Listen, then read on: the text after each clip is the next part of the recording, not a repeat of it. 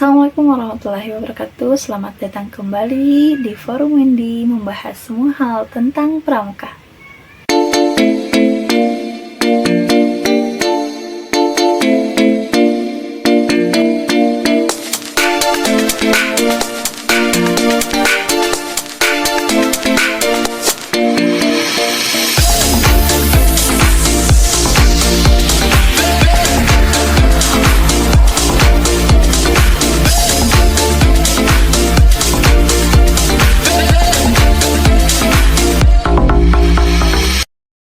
Halo teman-teman, bagaimana kabarnya? Kalian bagaimana puasanya, lancar sampai hari ini?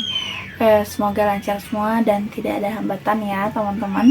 Kemarin kita sudah bahas mengenai dua saka yang aku udah bahas ini ya. Silahkan teman-teman tonton yang belum, karena kita akan melanjutkan pembahasan mengenai saka, yaitu saka yang ketiga. By the way teman-teman, di saka ini aku mau bahas mengenai saka dirgantara, yaitu tentang keudaraan dan berkaitan dengan kesukaan teman-teman mungkin yang suka ketinggian, yang suka memacu adrenalin kalian. Nah, mungkin salah satunya cocok dengan kalian. Nah, kalau misalkan ada hal yang belum tuntas aku sampaikan, mohon kalian komen di bawah dan juga terus kasih ilmu sama teman-teman, karena pengalaman itu mengajarkan segala hal. Soal pengalaman mungkin teman-teman lebih paham, lebih tahu, bahkan lebih mendalam. Jadi di sini mau berdiskusi dan bertukar pengalaman dan juga bertukar pikiran dengan teman-teman. Jadi tidak usah sungkan, komen saja, like kalau misalkan kalian suka, dan jangan lupa share video ini untuk dibagikan ke teman-teman dan untuk menambah wawasan kalian. Baik teman-teman, tanpa menunggu lama lagi kita akan bahas mengenai saka dirgantara, yaitu saka yang ketiga.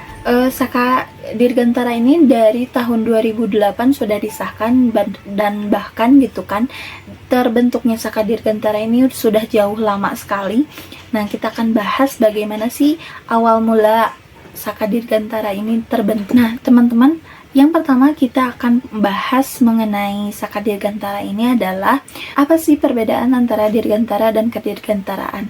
Nah, referensi yang aku bawa di video kali ini salah satu blog membahas tentang pramuka, dari organisasinya, dari SKU dan sebagainya lah. Nah, aku baca aja ya teman-teman. Nah, dirgantara ini adalah ruang udara yang terbentang luas di atas permukaan bumi hingga batas yang tak terhingga. Artinya kan udara tuh luas banget ya, dari ujung ke ujung nggak terlihat ujungnya gitu kan.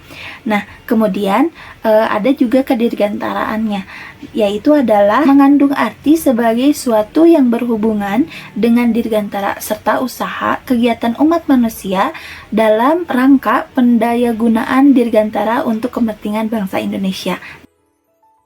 Nah, itu antara dirgantara dan kedirgantaraan. Oke, kita simpulkan. Jadi dirgantara itu adalah lebih ke tempatnya gitu, jadi ruangnya. Nah, sedangkan kedirgantaraan adalah kegiatannya. Oke, kegiatan yang ada di udara. Paham ya teman-teman? Kita akan simpulkan bahwa saka dirgantara ini dibentuk untuk pramuka, penegak, dan pandega. Umumnya untuk semua kalangan pramuka, dan khususnya yaitu pramuka, penegak, dan pandega, untuk mengenal dan mempelajari ruang yang luas di area udara. Nah teman-teman, saka dirgantara ini tidak lepas dari yang namanya kerjasama ya. Kerjasama antar gerakan pramuka dengan TNI AU serta perusahaan penerbangan atau klub penerbangan. Begitu, yaitu klub penerbangan air modeling. Nah teman-teman, sedikit membahas tentang air modeling. Air modeling ini adalah miniatur atau model pesawat yang bertujuan untuk rekreasi, edukasi, dan juga wisata. Jadi tempat belajar, rekreasi, mengenal ruang udara yang sering kita lihat nih. Kadang kalau pastikan masa kecilnya, pasti kalau lihat pesawat tuh kayak, wah, kayak lihat pesawat tuh hal yang istimewa gitu kan. Nah, begitupun dengan edukasinya. Mudah-mudahan teman-teman bisa nih lebih mengenal lagi tentang air modeling ini. Oke.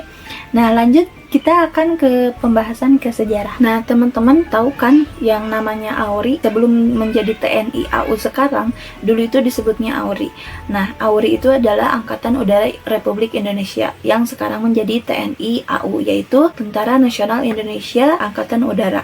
Nah, dulu pada tahun 1948, TNI AU ini merintis sebuah kompi atau klub dan juga pandu udara. Kalau klubnya itu yang disebut Aero Club dan juga Pandu Udara. Teman-teman, pada tahun 1954, TNI AU ini mengadakan pertemuan-pertemuan khusus untuk pandu udara di Halim Perdana Kusuma yang dihadiri 80 orang peserta dari seluruh Indonesia. Kenapa sih TNI AU ini mengumpulkan para pandu di Halim Perdana Kusuma? Nah, ternyata di Halim Perdana Kusuma ini mereka akan mengadakan perlombaan kedirgantaraan.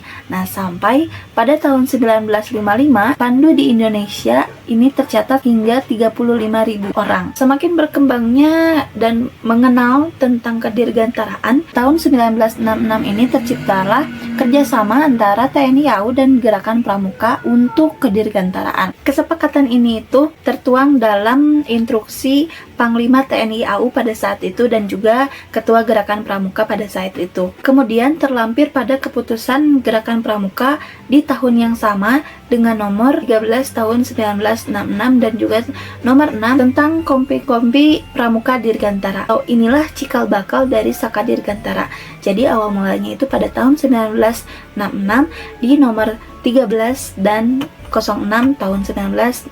Itu sejarahnya, teman-teman. Nah, teman-teman, untuk lambang Dirgantara sendiri ini seperti ini ya, teman-teman. Berbentuk segi 5, tentunya biasanya seluruh saka berbentuk segi 5 dan juga ada tanda atau logo pesawat dan warna-warna yang lainnya. Nah, teman-teman, kita masuk ke namanya Krida Dirgantara. Nah, teman-teman, Krida Dirgantara ini ada 3. Krida yang pertama yaitu Krida Olahraga Kedirgantaraan, Krida Pengetahuan Kedirgantaraan. Krida yang ketiga adalah Krida Jasa Kedirgantaraan. Nah, itu adalah ketiga krida tersebut. Nah, teman-teman, jadi setiap satu krida itu punya TKK-nya masing-masing. Jadi dalam 6 bulan ini kalian harus minimalnya mencakup beberapa TKK di setiap bidang kridanya, begitu. Karena kan aku udah bahas sebelumnya, fase setiap saka itu adalah 6 bulan harus sudah ganti.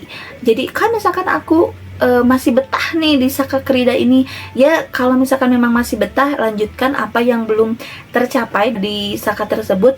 Ya minimalnya 6 bulan itu atau panjangnya 1 tahun kalian udah fasih atau sudah paham mengenai saka yang kalian ikutin. Jadi setelah 6 bulan kalian lanjut ke saka yang lain. Jadi misalkan selama kalian penegak itu banyak pengalaman, banyak juga ilmu-ilmu dari saka yang satu ke yang lainnya, itu kalian tetap mempunyai ilmu gitu. Jadi jangan sampai mentok di yaudahlah aku di ambalan aja, jangan kayak gitu ya. Tapi kalian harus survive terus, karena semakin berkembangnya zaman, semakin banyak pula ilmu yang kalian akan pelajari, apalagi tentang ilmu teknologi yang bisa saja nanti masa depan kalian gunakan. Jadi kalau kalian paham, kan enak, tinggal oh ya, karena saya sudah paham, sudah tahu, ya laksanakan dengan tanggung jawab yang memang seharusnya dilakukan. Itu tadi pembahasan tentang Saka Dirgantara, mudah-mudahan bermanfaat, dan juga jangan lupa like dan subscribe dan juga share ke teman-teman kalian. Apabila video ini bermanfaat, jangan lupa like. Kalau ada pertanyaan boleh komen di bawah. Juga kalau misalkan ada yang mau nanya dan bahas apapun tentang pramuka dan juga mau aku reaction, silahkan kalian komen di bawah. Dan juga jangan lupa tag TikTok aku win_7322 atau di Instagram aku windy_7322.